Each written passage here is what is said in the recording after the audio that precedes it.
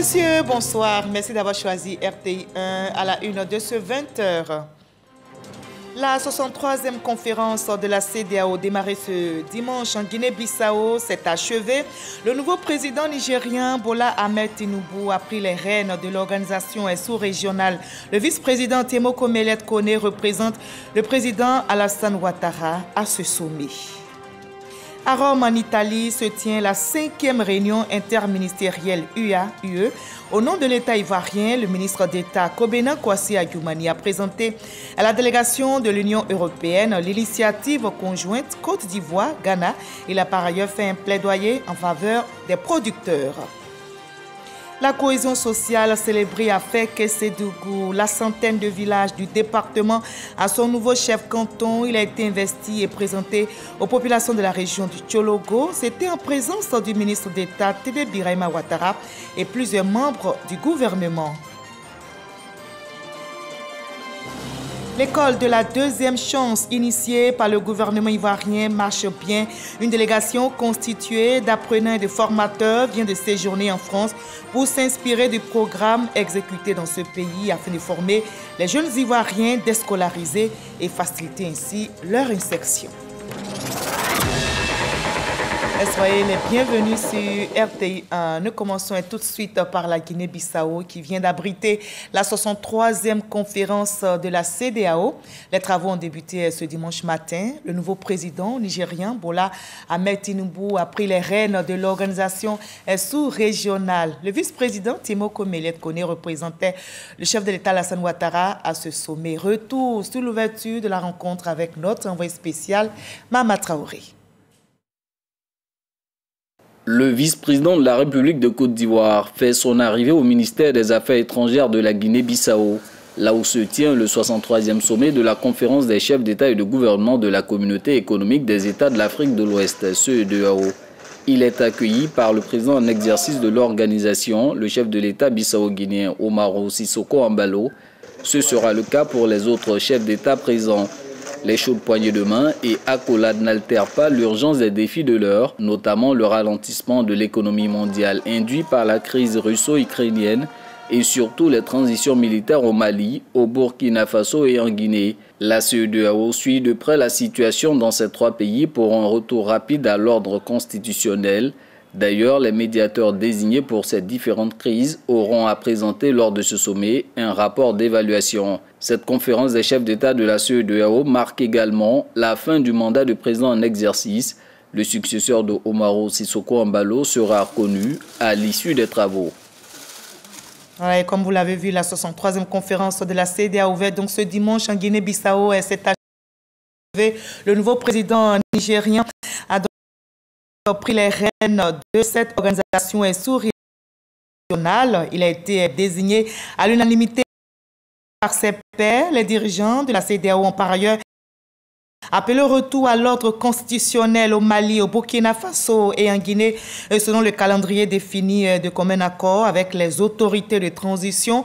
Enfin, le sommet a porté son choix sur la Côte d'Ivoire pour abriter le siège du secrétariat technique du corridor Abidjan-Lagos. Nous écoutons à ce propos le vice-président Temoko Melet Kone au micro de notre envoyé spécial Mama Traoré. C'est un sommet qui a discuté des questions fondamentales que notre zone connaît actuellement, les problèmes sécuritaires, les problèmes de djihadisme. Et ce sommet a permis d'élire un nouveau président. Le nouveau président élu du Nigeria a pris la présidence de la CEDEAO et il a promis, en félicitant ses pairs pour tout ce qui a été fait, tant sur le plan de la sécurité, il a promis prendre les choses en main et faire de telle sorte que dès un prochain sommet qui aura lieu dans un mois, les dispositions soient prises pour renforcer la sécurité dans la sous-région et prendre en charge toutes ces questions qui aujourd'hui posent des problèmes au développement des pays dans notre sous-région. Bien sûr, d'autres dispositions ont été prises et qui vont permettre de continuer à faire de la CEDEAO un espace qui soit un espace de vie à la fois pour les populations, mais un espace aussi où le progrès va se faire sentir. Voilà, et toujours en Guinée-Bissau, la commission des affaires économiques de la CEDEAO, dirigée par l'Ivoirienne Massangué Touré Litsé, a lancé le label de qualité de la sous-région, un label qui vise à accroître la compétitivité des entreprises et à préserver la santé des consommateurs. Son nom est Kokmak. On en sait plus avec notre envoyé spécial en Guinée-Bissau, Mama Traoré. Le processus de mise au point du label de certification de la qualité des produits fabriqués dans l'espace CEDEAO a démarré en 2010 pour prendre fin en 2021. Baptisé EcoQMark, il vise à améliorer la compétitivité des entreprises locales. Le consommateur gagne en sécurité. Comme toute autre marque que vous avez dans le commerce, je pense aux marques NF pour la France ou CE pour les produits européens, quand vous verrez ce logo sur un produit, vous pouvez être sûr que vous êtes en train d'acheter des produits de qualité. Produits selon certaines normes sanitaires qui respectent des normes environnementales. Lancé ce 8 juillet à Bissau, le label qualité de la CEDEAO sera exclusivement délivré par les organismes nationaux de certification, eux-mêmes préalablement mandatés par la CEDEAO. En Côte d'Ivoire, ce sera l'affaire de Codinorm. Pour l'heure, aucune contrainte n'est imposée aux entreprises pour voir leurs produits estampillés EcoQMark. On va faire beaucoup de sensibilisation dans nos États membres parce que cette marque elle est exclusive à la CEDEAO. Dans les États membres, auprès du secteur privé, auprès des industriels, pour que chacun s'approprie ce concept et qu'on puisse, à l'instar des autres régions dans le monde, avoir donc ce label-là à poser sur les produits qui sont fabriqués dans notre sous-région. La mise au point de EcoQMark s'est faite avec le concours technique de l'Organisation des Nations Unies pour le développement industriel ONUDI et l'appui financier de l'Union européenne à travers le projet Compétitivité et Infrastructure Qualité de l'Afrique de l'Ouest. Et la Côte d'Ivoire, membre de la CEDEAO, contre plusieurs pays amis. Au nombre de ces pays, on peut citer l'Égypte qui vient de célébrer son 71e anniversaire d'indépendance et ses 63 ans de relations diplomatiques avec notre pays. La cérémonie s'est déroulée à la résidence de l'ambassadeur égyptien et c'était en présence de la ministre d'État Kandia Camara qui était accompagnée par des membres du gouvernement et il y avait également de nombreux diplomates à cette cérémonie, nous rapporte Marie-Chantal Akanda. 71e anniversaire de la fête nationale de la République d'Égypte. L'événement a rassemblé des membres du gouvernement et un parterre de personnalités diplomatiques et associatives. L'ambassadeur d'Égypte, Dr Wael Badawi, a souligné les 63 ans de relations diplomatiques fructueuses entre l'Égypte et la Côte d'Ivoire. Cette coopération a permis de nombreuses réalisations dans des domaines tels que l'infrastructure, le commerce, la diplomatie politique, la lutte contre le terrorisme et la coopération humanitaire. En tant qu'ambassadeur d'Égypte à Abidjan depuis 4 ans, je suis particulièrement fier du travail que nous avons pu effectuer ensemble. Nous avons renforcé le dialogue politique avec la tenue des premières consultations politiques de haut niveau entre les ministères des Affaires étrangères. Et nous prévoyons de tenir la seconde session de ces consultations avant la fin de l'année au Caire, en préparation pour la prochaine session de la Grande Commission mixte. Une coopération solide qui renforce les liens bilatéraux entre les deux pays et ouvre la voie à de nouvelles opportunités de développement mutuel. Le nouvel ambassadeur de la Côte d'Ivoire après le Saint-Siège, Patrice Kofi, a été reçu par le pape François. Il prend ainsi fonction en qualité d'ambassadeur extraordinaire et plénipotentiaire de la Côte d'Ivoire après le Saint-Siège. L'ambassadeur de la Côte d'Ivoire au Zimbabwe a aussi présenté ses lettres de créance. Le témoignage est signé Abdoulaye Koné. Son Excellence Vanga Patrice Kofi remet aux dirigeants pontifes les copies figurées des lettres par lesquelles le président de la République, Alassane Ouattara, a bien voulu l'accréditer auprès du Saint-Père, le pape François. Désormais ambassadeur extraordinaire et plénipotentiaire de la République de Côte d'Ivoire après le Saint-Siège, son Excellence Vanga Patrice a offert au Saint-Père les armoiries en cristal de la République de Côte d'Ivoire. Il présente lui aussi ses lettres de créance au président du Zimbabwe, Emerson Mnangagwa. Son Excellence Sakaria Kone est donc le premier et nouvel ambassadeur de Côte d'Ivoire au Zimbabwe. Ouattara Je suis très heureux que le président Alassane Ouattara, président de la République de Côte d'Ivoire, ait souhaité que cela se concrétise. Cela fait suite à la visite de son Excellence Emerson Mnangagwa, président de la République du Zimbabwe, en Côte d'Ivoire, où les deux frères ont échangé et compris la nécessité de se donner la main pour faire avancer notre agenda au niveau national, continental et international. Je suis donc très heureux et honoré d'être à Harare et je me réjouis de travailler en étroite collaboration avec mes collaborateurs afin de faire avancer notre partenariat en matière de commerce, du tourisme, d'agriculture et d'interaction B2B entre nos deux pays et nos deux communautés d'affaires.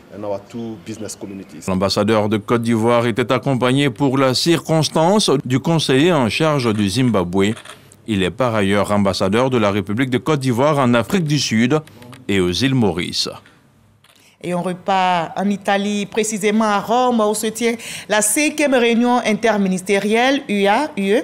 Au nom de l'État ivoirien, le ministre d'État, Kobena Kwasi Agyemang, a présenté à la délégation de l'Union européenne l'initiative conjointe Côte d'Ivoire-Ghana. Il a par ailleurs fait un plaidoyer en faveur des producteurs. Mamadou Kwasi est notre envoyé spécial. L'intégration commerciale régionale au cœur de cette table ronde, la 5e réunion interministérielle de l'Union européenne et l'Union africaine au siège de la FAO. L'attention des intervenants a été attirée par les actions de l'initiative Côte d'Ivoire-Ghana pour le cacao. Face aux délégués de l'Union européenne et de l'Union africaine, le secrétaire exécutif plaide pour les intérêts des producteurs qui ne perçoivent que 6% de la chaîne de valeur. Aujourd'hui, tout ce qui se met en place ne prend pas toujours en compte, surtout en termes de régulation, les besoins des planteurs. Plus d'investissements en termes d'infrastructures, en termes de ressources, mais aussi un accompagnement sur ces nouvelles normes dont on parle aujourd'hui, la durabilité. Cela doit prendre en compte les contraintes des planteurs. Propos soutenus par le ministre d'État, Kobena Kwasi Agyemang, qui souhaite une implication de l'Union européenne dans la prise en compte des besoins des producteurs, mais aussi pour un cacao ami de la forêt. Vous voulez zéro déforestation, nous sommes d'accord. Mais zéro déforestation revient à dire qu'on doit soutenir les producteurs à la base, qui font l'essentiel du travail. Et pour les soutenir, qu'est-ce que nous devons faire? Nous devons valoriser le prix du kilogramme, de sorte qu'on n'empiète pas trop sur la forêt. Cette assise a permis aux différentes parties du continent africain de présenter leurs attentes en termes de développement de l'agriculture face au réchauffement climatique. Et retour en Côte d'Ivoire où la cohésion sociale est célébrée à Fek-Késédougou. La centaine de villages du département a son nouveau chef canton, Tiepoko, Kpagnan, Madou, Jonas a été officiellement investi et présenté aux populations de la région et du Tchologo. C'était en présence du ministre d'État Téné Birahima Ouattara et plusieurs membres du gouvernement, comme nous le rapporte Kader Sogodougou. Démarche lente et rassurante qui symbolise le pouvoir traditionnel. C'est lui le nouveau chef canton de Fek-Késédougou. Tiepoko Kpagnan Madou Jonas, ici installé, règne désormais sur le peuple Nyaraforo. Il aura le guider vers le développement.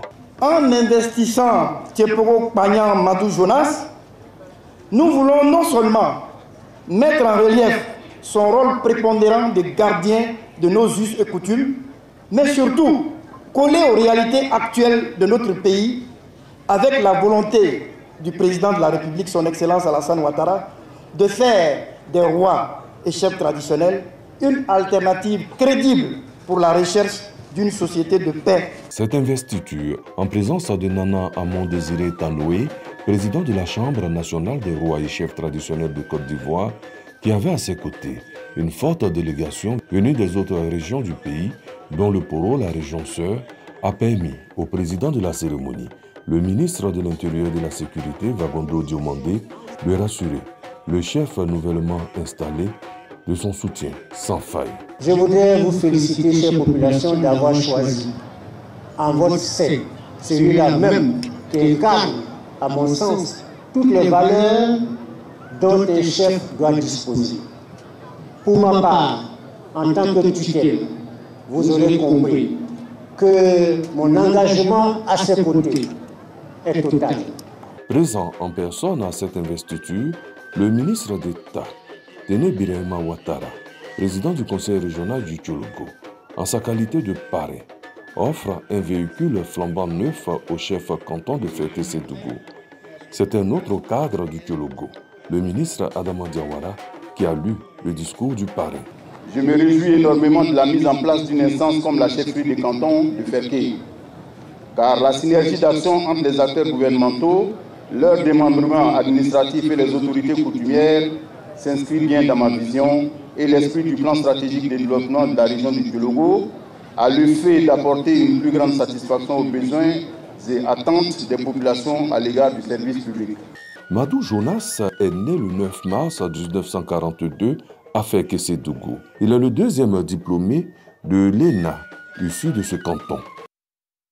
Le développement des villes africaines est au cœur des débats en Espagne. Le sommet sur la coopération entre l'Afrique et l'Espagne a fait un focus sur le développement urbain. Quel levier pour des villes africaines modernes, durables et intelligentes? La question était à l'ordre du jour. Justement, la délégation ivoirienne conduite par le ministre Bruno Koné-Nabagné qui a pris part à ces échanges, a partagé son expérience et s'est imprégné du modèle espagnol. Le compte rendu de notre envoyé spécial en Espagne, c'est Fourazeki. La nécessité de passer le cap d'une transformation urbaine des villes africaines se pose avec acuité.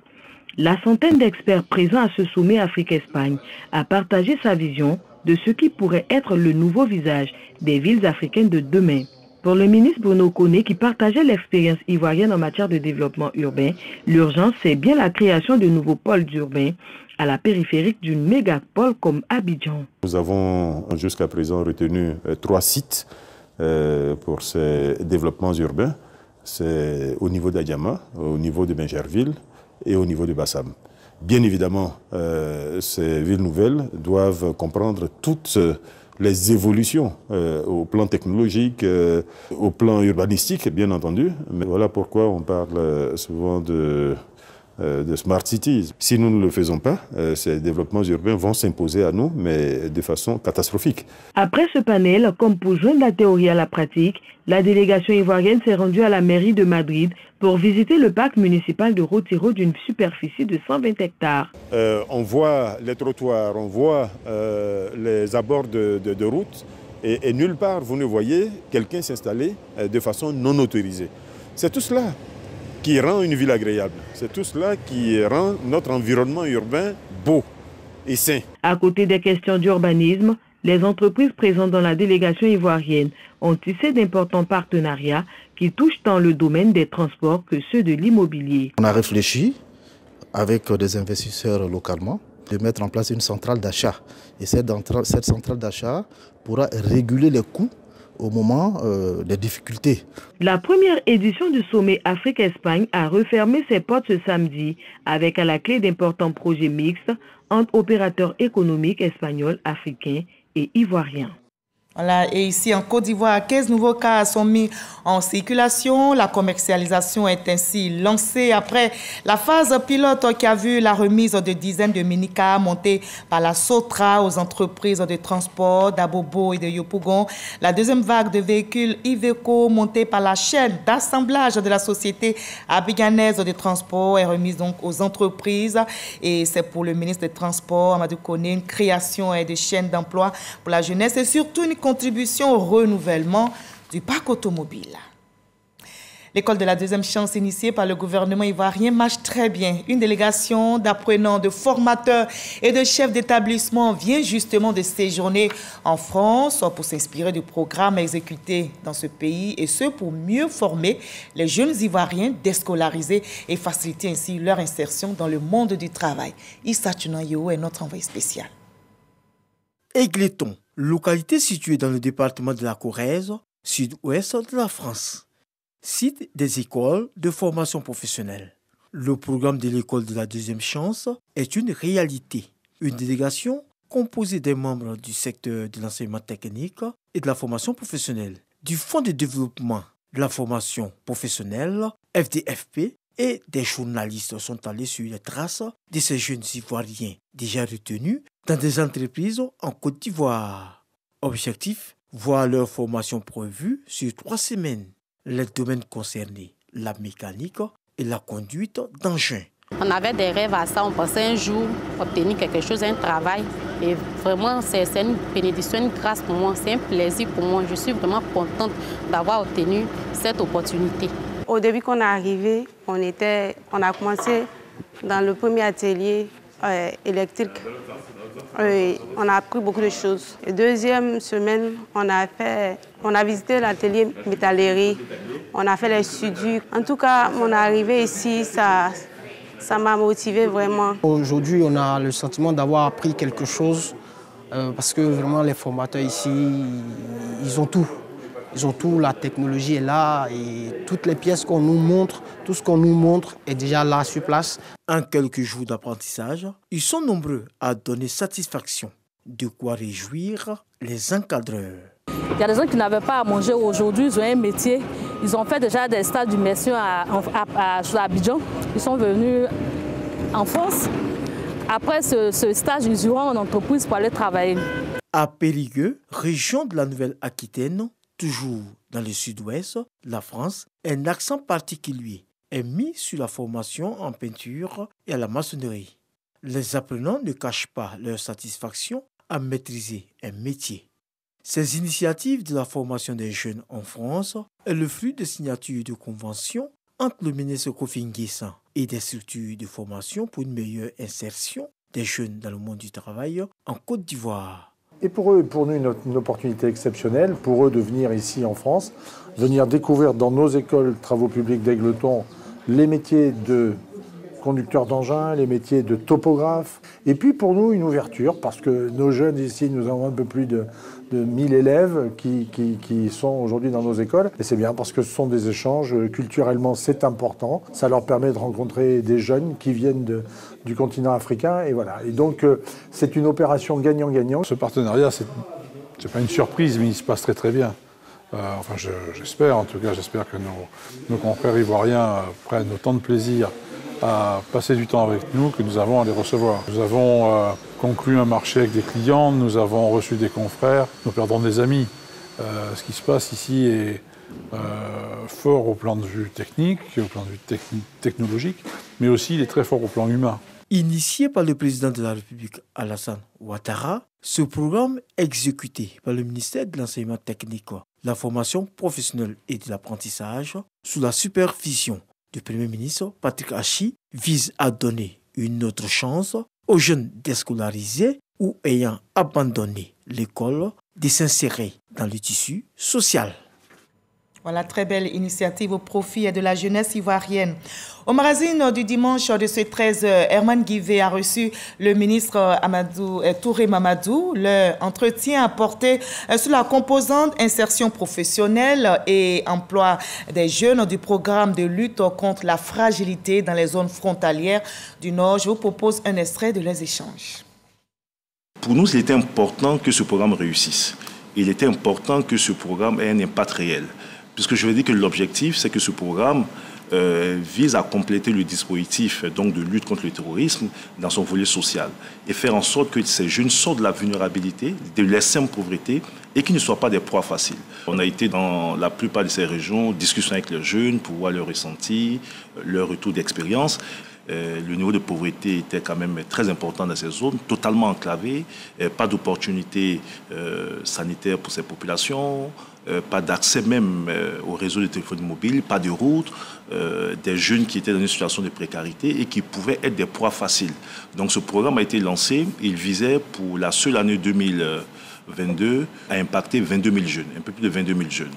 Au 31 décembre, donc, nous avons fait donc, le bilan, c'est un peu plus de 23 894 jeunes qui ont été impactés donc, dans ces régions, dans différents programmes. La particularité de ce projet, c'est que nous avons impliqué les acteurs locaux. C'est l'une de mes satisfactions parce que nous visions 3 000 personnes. 3 000 personnes au départ. 3 000 personnes pour les AVEC, dans 120 villages. Mais à la fin, nous sommes arrivés à 240 villages dans les 6 régions impactés pour 6 000 personnes. Ce sont plus de 30 640 jeunes qui seront impactés. Donc, nous avons quasiment plus que doublé l'objectif pour l'année 2023. Et ces 30 640 jeunes viendront s'ajouter aux 23 000 qui sont déjà impactés.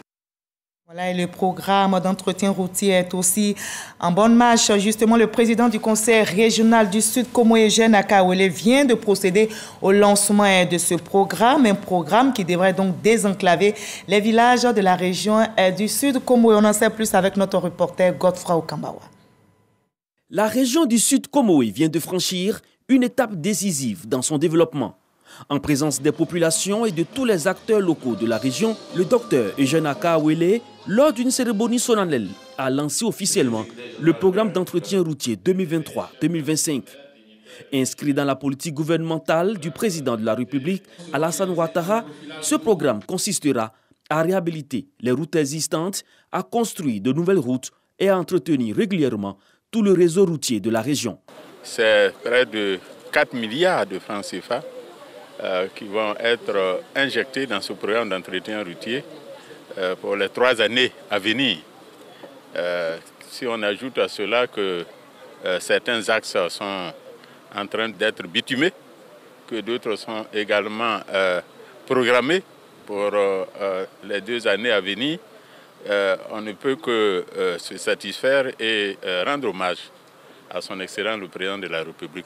Le lancement du programme d'entretien routier 2023-2025 marque une nouvelle ère de développement dans la région du Sud Komoé qui devrait ainsi attirer de nouveaux investisseurs et renforcer son attractivité économique.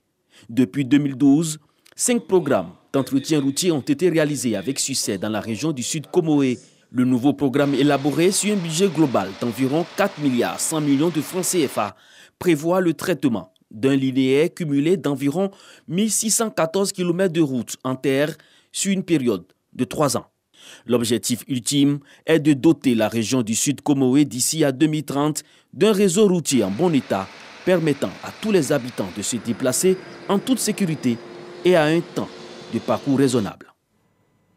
Le département de Jacquesville a été considérablement impacté par les fortes pluies qui sont tombées toute la semaine dernière. Une partie de la voie reliant Jacquesville à Abidjan a été inondée, ainsi que des habitations et des commerces. Pour certains observateurs, comment comprendre cette forte pluviométrie de ce mois de juin, cette pluviométrie qui s'est abattue sur Jacquesville? Le dossier est signé Victorine Yaoyoboui. Axe Jacquesville-Abidjan, non loin du carrefour du village d'Abrebi. La chaussée est inondée par de l'eau venant du marais. Le contact de l'eau a causé de profondes entailles dans le bitume, exposant les usagers de la route au danger. Quand on passe, on est obligé après de faire des révisions. Ça nous met souvent en retard. Lorsqu'il pleut, même, on préfère ne même pas sortir.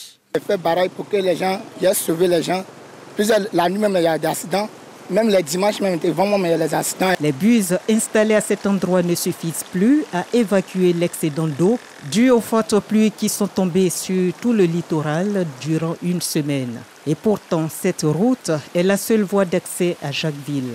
Vu l'urgence, des agents du ministère de l'Équipement et de l'Entretien routier se sont rendus sur les lieux en compagnie des autorités de la ville. Ça menace la route naturellement parce que l'eau est le plus grand ennemi de la route. Nous sommes aujourd'hui là pour mesurer la chose à sa juste hauteur et remonter l'information à la hiérarchie, de sorte à prendre des solutions idoines dans un temps vraiment très court pour apporter une solution à cette situation et à éviter que la route se coupe. Avec le changement climatique, il est prévu jusqu'à mi-juillet des précipitations sur le littoral ivoirien, ce qui nécessite une mise à niveau de ce type d'infrastructure. Toutefois, certains observateurs pensent que l'action humaine a également contribué au débordement du marais. Il y a beaucoup de bas-fonds dans cette zone-là, assez de bas-fonds. Et il y a quelques opérateurs qui ont travaillé dans la zone, n'ont pas pris le soin même de faire des ouvrages. Il y a des retenues d'eau qui sont dans les petits bas-fonds, là, quand il y a eu la pluie, tout s'est déversé et puis ça a pris la voie. Une visite sur le lotissement en question. Un spectacle désolant. C'est un lotissement qui est mal fait. Mais normalement, on devait chercher la trajectoire du bas-fond d'abord avant de faire cette canalisation. Les plaques d'eau, les mares d'eau étaient là-bas. Le lotissement qui se faisait à côté, en bas des plaques là, c'est l'impact que ça a. Malheureusement, la pression foncière sur le département de Jacquesville se fait de plus en plus forte et le lotissement des surfaces marécageuses se compte par dizaines, ce qui crée un véritable déséquilibre écologique avec d'énormes conséquences sur l'environnement et les populations. J'ai perdu mon beau-père. On doit le faire enterrement. Mais on constate que la route s'est gâtée. La voiture ne peut pas arriver ici. On m'a dit que l'autre était beaucoup. Et puis il était petit amusement. C'est grave. Ce ne sont pas des endroits pour l'habitation. La vie de ces personnes qui vont habiter ici sera tellement menacée. Certaines maladies, le paludisme, la fièvre typhoïde. Des quartiers entiers de Jacquesville gardent encore des traces des pluies, faute d'assainissement. Ajoutez à cela le lac au centre de la ville, qui menace d'envahir commerce et habitation. Les populations attendent une action de leurs autorités. La ville de Jacquesville, quand elle a été dans le début construite, vraiment la population n'était pas assez nombreuse. Il y avait beaucoup d'espaces vides, ce qui permettait à l'eau de s'infiltrer facilement dans le sol. Et avec ces dernières grosses pluies, nous constatons tous que le manque de caniveaux nous crée des problèmes. Jacquesville est une presqu'île située entre la mer et la lagune, avec près de 100 km de mangroves et de marécages, de la baie des Milliardaires jusqu'à l'embouchure du fleuve Bandama dans le parc d'Azagny. Il est possible d'y développer des activités économiques qui préservent la biodiversité. Ces espaces-là sont propices à l'élevage de poissons, sont propices à la riziculture. Et nous, pourtant, la Côte d'Ivoire continue d'importer du poisson, du riz. Mais pourquoi ne pas développer cette zone qui va profiter à la nation ivoirienne? La chefferie traditionnelle de Jacquesville dit s'essayer déjà à la pisciculture. Aujourd'hui, nous avons commencé avec la pisciculture. L'eau a inondé presque tout, mais comme ces jeunes gens sont courageux, matin, midi, soir, ces personnes-là sont surveillées. La préservation, là, ça nous tient à cœur. Jacquesville se veut une cité balnéaire dédiée au tourisme. Le potentiel est réel. Les acteurs touristiques et les populations comptent sur une politique volontariste des autorités locales et gouvernementales pour positionner Jacquesville comme une destination touristique sûre de la Côte d'Ivoire. Voilà, dossier réalisé pour vous par Victorine Yaoyoboué. Et la Côte d'Ivoire prépare activement la CAN 2023, la Coupe d'Afrique des Nations. Et les personnes handicapées plaident pour des infrastructures adaptées. L'ONG Espoir Handicap, depuis sa création, s'est fixé pour objectif de contribuer à l'amélioration des conditions de vie des personnes en situation de handicap. Et en prélude à la CAN 2023, cette ONG plaide justement pour l'acquisition de véhicules adaptés au profit des personnes handicapées. C'est Forazeki. Réfléchir sur l'existence des véhicules adaptés pouvant transporter les personnes handicapées, des dispositions pour leur participation active, effective et inclusive durant la CAN 2023. Ce sont les objectifs que veut atteindre l'ONG Espoir. Nous avons des expériences à partager avec les différentes commissions. Si l'expérience que nous faisons en Côte d'Ivoire pour la participation des personnes handicapées en Côte d'Ivoire est vraiment effective, l'État peut nous recommander à chaque CAN pour que l'expertise se vende dans les autres pays. Selon un concessionnaire automobile, tout est mis en place pour offrir une bonne CAN 2023 à toutes ces personnes handicapées. Aujourd'hui, les véhicules pour handicapés sont adaptés.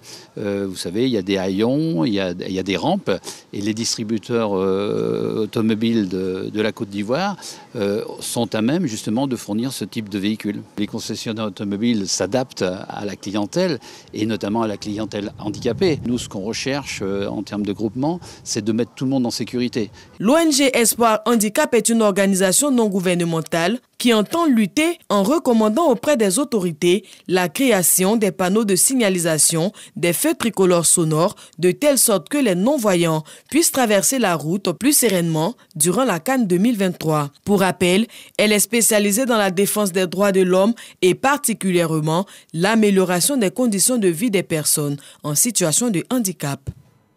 Voilà, je vous propose à présent le reste de l'actualité à l'étranger dans le 7 sur 7. Le résumé de l'actualité internationale de cette semaine est signé Herman Givi.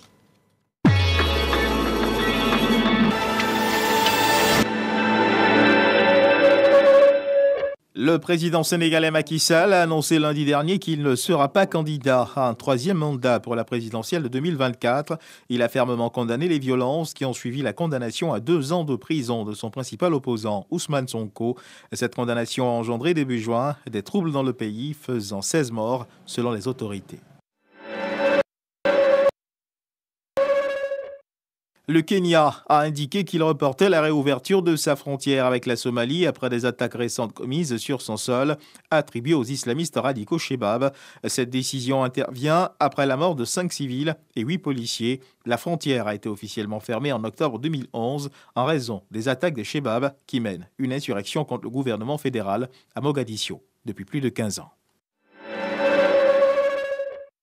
Une trentaine de personnes, des civils, ont été tués lors d'une attaque de groupes armés dans le nord du Burkina Faso. Des boutiques ont été pillées et incendiées. Des attaques attribuées aux djihadistes présumés dans l'est du pays. Des hommes armés ont attaqué à Gao un convoi logistique de la mission de l'ONU au Mali. Le 30 juin dernier, le Conseil de sécurité de l'ONU a mis un terme à la mission de maintien de la paix des casques bleus, un retrait réclamé par Bamako qui se déroulera sur 6 mois jusqu'à la fin de l'année 2023. L'ONG de défense des droits humains Human Rights Watch a exhorté vendredi dernier la Tunisie à mettre fin aux expulsions collectives de migrants africains vers une zone désertique près de la frontière libyenne. Des centaines de migrants originaires d'Afrique subsaharienne se trouvent en situation précaire après avoir été chassés ces derniers jours de la ville de Sfax sur fond de vives tensions avec la population locale. Au moins 2000 personnes se sont rassemblées samedi à Paris contre les violences policières. Elles se sont mobilisées pour exprimer leur colère après la mort d'un adolescent lors d'un contrôle routier. Et cette manifestation avait pourtant été interdite dans la matinée par la préfecture de police qui avait mis en avant des risques de troubles à l'ordre public. L'ONU estime que le Soudan est au bord de la guerre civile totale après qu'un raid de l'armée de l'air sur un quartier résidentiel de Khartoum a tué des dizaines de civils. Les bombardements sur le quartier de Dar es Salaam à Omdurman ont fait, selon le ministère local de la Santé, 22 morts et un grand nombre de blessés parmi les civils.